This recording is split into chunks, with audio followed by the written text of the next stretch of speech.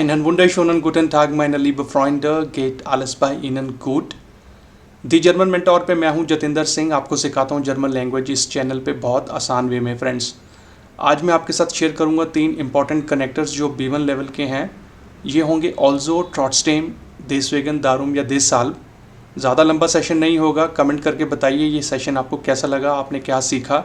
Like और share भी कीजिएगा फ्रेंड्स, और सबसे ज़्यादा ज़रूरी है चैनल को सब्सक्राइब करना, वो आप अभी कर लीजिए बेल आइकन प्रेस करके। आने वाले वीडियोस मिलेंगे मेरी तरफ से। तो चलिए शुरू करते हैं आज का session. Los geht's, fangen wir jetzt an, let's go। देखिए टुडेज टॉपिक कंजंक्शंस। तो फ्रेंड्स ये हमारी 3 तरीके की होती हैं जर्मन लैंग्वेज में, सब ऑर्डिनेटिंग कंजंक्शंस, कोऑर्डिनेटिंग कंजंक्शंस और एडवर्बियल कंजंक्शंस। तो आज जो हम कवर करेंगे फ्रेंड्स, वो मैं आपको बताऊंगा एडवर्बियल कंजंक्शंस के बारे में, ठीक है। इसके अंदर कौन कौन से कनेक्टर्स आते हैं, ठीक है, जो मैंने आपको जस्ट अभी बताए। आज हम सीखेंगे ऑल्जो, दूसरा होगा ट्रॉट्स्टेम, और तीसरा हम जो सीखेंगे दारूम, देसवेगन या देसाल्ब। इन तीनों का ही मतलब एक होता है। ऑल्जो का मतलब होता है हेंस, ट्रॉट्स्टेम का मतलब होता है डिस्पाइट दैट इंग्लिश में, और दारूम, देसवेगन और देसाल्ब का मतलब होता है देयरफॉर, ठीक है। तो ये 3 कनेक्टर्स हमारे आते हैं एडवर्बियल कंजंक्शंस में, ठीक है। और सेशन के एंड में मैं आपको बताऊंगा जो सब ऑर्डिनेटिंग कंजंक्शंस और कोऑर्डिनेटिंग कंजंक्शंस वो क्या होती हैं, ठीक है। उसका स्ट्रक्चर भी मैं आपके साथ एंड में शेयर करूंगा। तो चलिए आज करते हैं हम एडवर्बियल कंजंक्शंस, ठीक है। तो देखिए इसका हम सबसे पहले देख लेते हैं कि सेंटेंस स्ट्रक्चर होता क्या है, ठीक है। ये है आपका सेंटेंस स्ट्रक्चर। कनेक्टर की पोजीशन रहेगी आपकी नुल, वर्ब आपका रहेगा फर्स्ट पोजीशन पे, और सब्जेक्ट रहेगा आपका सेकंड पोजीशन पे, ठीक है। ये इंपॉर्टेंट चीज़ है। ये जो स्ट्रक्चर है इसको आप बेशक नोट कर लें या लिख लें, क्योंकि ऑल्जो, ट्रॉट्स्टेम, दारूम, देसवेगन, देसाल्ब के केस में जो स्ट्रक्चर होता है वो ऐसे आपको यूज़ करना होता है, ठीक है। अब फ्रेंड्स आगे बढ़ते हैं, शुरुआत करते हैं ऑल्जो से, ठीक है। इसका मतलब होता है हैंस, ठीक है। देखिए ऑल्जो हैंस होता है और इसका मतलब सो भी होता है। चलिए फ्रेंड्स पहला बाइस्पिल एग्जांपल हम देख लेते हैं। Ich habe meine Schlüssel vergessen, also bin ich heute spät. I forgot my keys, so I have come late. तो फ्रेंड्स इंग्लिश के जो सेंटेंसेस हैं उसे आप खुद पढ़िएगा, क्योंकि अगर पढ़ूंगा तो सेशन लंबा हो जाएगा, ठीक है। वो जस्ट आपकी एक्स्ट्रा नॉलेज के लिए है कि जर्मन में लिखा क्या है, ठीक है। तो इसमें देखिए ऑल्जो जो है आपका कनेक्टर रहा आपका नुल पोजीशन पे, बिन आपका रहेगा वर्ब फर्स्ट पोजीशन पे, इश आपका रहेगा सेकंड पोजीशन पे, जो हमने स्ट्रक्चर अभी पीछे देखा था एडवर्बियल कंजंक्शंस में, ठीक है। और फ्रेंड्स हम देखते हैं second example. meine Frau war nicht zu Hause, also habe ich heute gekocht, ठीक है। तो मैंने ये सेंटेंस प्रेटेरिटुम के अंदर बनाया है, आप भी बना सकते हैं। तो सेम स्ट्रक्चर है, ऑल्जो आपका लगा कनेक्टर नुल पोजीशन पे। अब यहाँ पे मैंने कॉखन वर्ब ली है, उसको पार्टिसिप में बनाया, तो कॉखन का जो हेल्पिंग वर्ब होता है हाबन होता है, वो कॉन्जुगेट हो गया, आपका रहेगा फर्स्ट पोजीशन पे, इश आपका सेकंड पोजीशन पे, और जो कॉखन है उसका बन गया गेकॉक्ट, वो रहेगा सेंटेंस के एंड में। फ्रेंड्स अब आगे बढ़ते हैं, अब देखते हैं थर्ड एग्जाम्पल बाइस्पिल। Ich möchte gesund sein, also wache ich morgens früh auf। तो मैंने जो Hauptsatz है वो मोडाल वर्ब के साथ बनाया, और जो Nebensätze है उसमें मैंने यूज़ की एक सेपरेबल वर्ब जिसको हम बोलते हैं ट्रेनबारन वर्ब। ऑल्जो कनेक्टर लगा, ऑफ वाखन है, तो वाखन आपका कॉन्जुगेट हो गया इश के साथ, और जो प्रीफिक्स था वो चला गया सेंटेंस के एंड में, क्योंकि सेपरेबल वर्ब में हमें वो ब्रेक करना होता है, फ्रेज के एंड में लगाना होता है। तो ये आपका हो गया ट्रेनबारन वर्ब के केस में। तो इन तीनों ही सेंटेंस में आप देखिए कि कॉमन चीज़ है वो क्या है। देखिए ऑल्जो जो आपका कनेक्टर रहा वो आपका रहेगा नुल पोजीशन पे, और जैसा कि मैंने आपको बताया था वर्ब की पोजीशन रहेगी आपकी हमेशा फर्स्ट, और सब्जेक्ट आपका रहेगा सेकंड पोजीशन पे। और अगर आप पार्टिसिप परफेक्ट या ट्रेनबारन के साथ कोई सेंटेंस बना रहे हैं तो उसमें जो बाकी का जो पार्ट है वो रहेगा एट द एंड, ठीक है। तो सेकंड सेंटेंस और थर्ड सेंटेंस में मैंने यही किया था, ठीक है। तो सेंटेंसेस और भी फ्रेंड्स बन सकते हैं जैसा आपको ठीक लगे, बस आपको पैटर्न दिमाग में रखना होता है। तो ये होता है आपका स्ट्रक्चर जो हमने पहले सीखा ऑल्जो के साथ। अब आगे बढ़ते हैं ट्रॉट्स्टेम के साथ, देख लेते हैं। उसमें भी सेम चीज़ है, अब जो कि आज का कंटेंट है तो सीखना तो पड़ेगा। चलिए ट्रॉट्स्टेम फ्रेंड इसमें देख लेते हैं पहला example बाइस्पिल। Er spricht kein fremde Sprache, trotzdem will er ein Diplomat werden। अब इसके अंदर जो है मैंने एक मोडाल वर्ब यूज़ किया है, ठीक है। तो ट्रॉट्स्टेम आपका कनेक्टर लगा नुल पोजीशन पे, वॉलन वर्ब है वो कॉन्जुगेट होगी एयर के साथ, और जो दूसरी वर्ब है वेडन वो रहेगी इन्फिनिटिव फॉर्म में सेंटेंस के एंड में, ठीक है। तो ये ट्रॉट्स्टेम के केस में हो गया, ठीक है, जिसका मतलब होता है डिस्पाइट दैट, हिंदी में बावजूद इसके, ठीक है। दूसरा एग्जांपल देखिए, येडर वाइस, वी शेडलिश निकोटिन ईस्ट, ट्रॉट्स्टेम राउट मान पॉजन लोस। अब इसमें मैंने 3 अलग अलग सेंटेंसेस बनाए हैं फ्रेंड्स। तो ये स्ट्रक्चर भी जो है एक्सेप्टेबल है, आप बना सकते हैं, ठीक है। तो बस ध्यान आपने ये रखना है कि कॉमा के बाद जब ट्रॉट्स्टेम आएगा तो वो नुल पोजीशन पे, और बाकी वही स्ट्रक्चर जो अभी तक मैंने आपको बताया है। तो ये था सेकंड एग्जांपल। एक एग्जांपल और देखते हैं। Er hat 3 Kinder in seinem Auto, trotzdem fuhr er 180 kilometre pro Stunde। अब ये सेंटेंस मैंने बनाया प्रेटेरिटुम के अंदर, आप भी बना सकते हैं, आप पार्टिसिप परफेक्ट में बना सकते हैं, किसी भी टेंस में बना सकते हैं।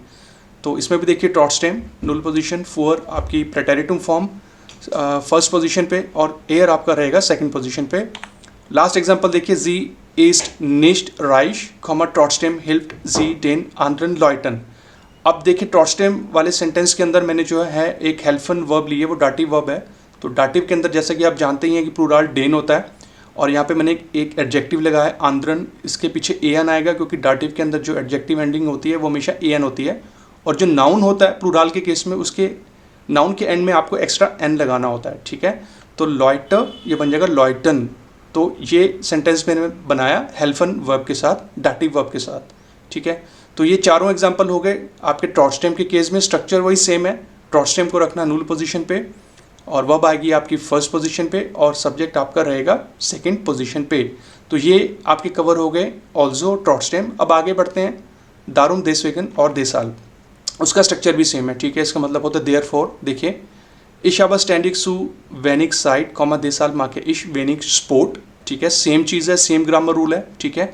लेकिन इसमें आप कोई भी लगा सकते हैं। यहाँ पे पहला फ्रेज जो मैंने बनाया देसाल के साथ, ठीक है, कनेक्टर नुल, वर्ब फर्स्ट और सब्जेक्ट सेकंड। दूसरा देखिए डेर लेरर वार गेस्टन म्यूडर कॉमा देसवेगन काम एयर गेस्टन निस्ट इन डेयर शूलर। तो ये दोनों सेंटेंस मैंने प्रेटेरिटुम के अंदर बनाए और यहाँ पे मैंने लगा दिया देसवेगन।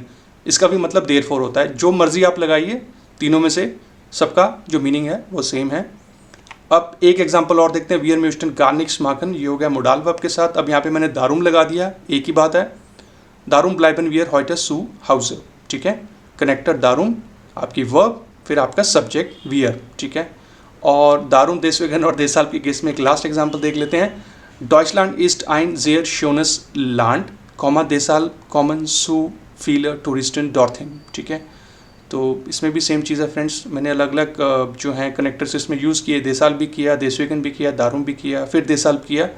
तो ये तो आप कोई भी लगा सकते हैं, ठीक है। देयरफॉर के केस में 3 ऑप्शन हमारे पास होते हैं। तो फ्रेंड्स ये थे आज आपके 3 कनेक्टर्स, एडवर्बियल कंजक्शन जिसे हम बोलते हैं ऑल्सो, ट्रॉट्स्टेम, और ये लास्ट में हमने सीखा दारुम देसवेगन देसाल। अब अगली स्लाइड में मैं आपको बताऊंगा, जो स्टार्टिंग में मैंने आपको बताया कि 2 टाइप के कनेक्टर्स और होते हैं, उनका सेंटेंस स्ट्रक्चर क्या होता है और उनके अंदर कौन कौन से कनेक्टर्स आते हैं, ठीक है। चलिए आगे बढ़ते हैं।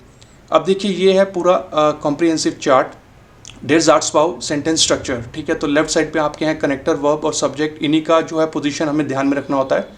फर्स्ट है आपकी सबऑर्डिनेटिंग कंजंक्शंस, ठीक है, जिसे सबऑर्डिनेटिंग कनेक्टर्स भी आप बोल सकते हैं।